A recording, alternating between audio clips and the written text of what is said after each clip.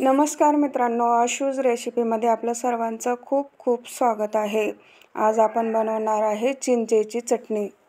आंबट गोड चिंचेची चटणी ही आपण भरपूर डिशमध्ये वापरली जाते। पाणीपुरी, दहीवडा, भेळ।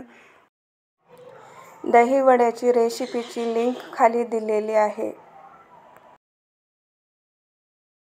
चला तर आपण आता सुरुवात करूया। चिंचेची चटणी बनवण्यासाठी मी इथे 1 वाटी चिंच घेतलेली आहे। इथे मी एक बाउल घेतलेला आहे, त्यामध्ये आपल्याला कोमट पाणी टाकून घ्यायचं आहे। 1 ते 1.5 घंटा आपण ही चिंच भिजत घालूया। त्यानंतर आपण इथे बघू शकता आपली चिंच छानपैकी भिजलेली आहे। इथं आपण बघू शकता आपली चिंच छान अशी भिजलेली आहे। आपण हलक्या हाताने प्रेस करून आपल्याला सर्व त्याचं मेल्ट करून घ्यायचं आहे। अशा पद्धतीने मी सर्व मेल्ट करून घेतलेले आहे आणि जी बीज आहे ती बाजूला काढून घेतलेली आहे।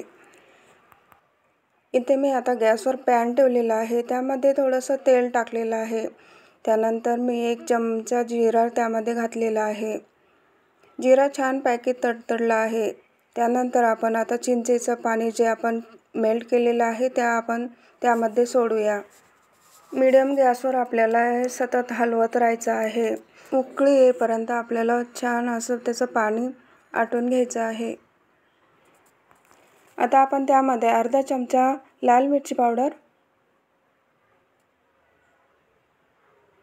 अर्धा चमचा धनिया पावडर, अर्धा चमचा जीरा पावडर,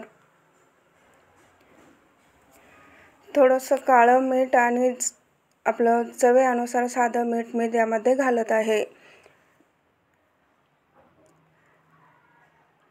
हे सर्व मसाले घातल्यानंतर आपल्याला छान असं मिक्स करून घ्यायचं आहे। पण त्यामध्ये 2 चमचे गूळ आणि 2 चमचे साखर त्यामध्ये मी ॲड करत आहे आणि छान असं मेल्ट करून घेत आहे। साखर आणि गूळ घातल्यानंतर आपल्याला छान असं मेल्ट करून घ्यायचं आहे। इथे आपण बघू शकता खूप मस्त मेल्ट झालेला आहे। आता आपण त्यामध्ये अर्धा चमचा चाट मसाला सुद्धा टाकून घेणार आहे। चाट मसाला टाकल्यानंतर आपण बघू शकता आपला चिंचेची चटणी खूप छान कलर आलेला आहे। चिंचेची चटणी आपली एकदम परफेक्ट तयार झालेली आहे।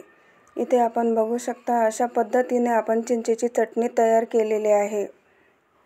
आंबट गोड चिंचेची चटणी आपण सुद्धा घरी एकदा नक्कीच ट्राय करून बघा। तुम्हाला जर आवडली असेल तर नक्कीच कमेंटमध्ये सांगा तुम्हाला कशी वाटली ती।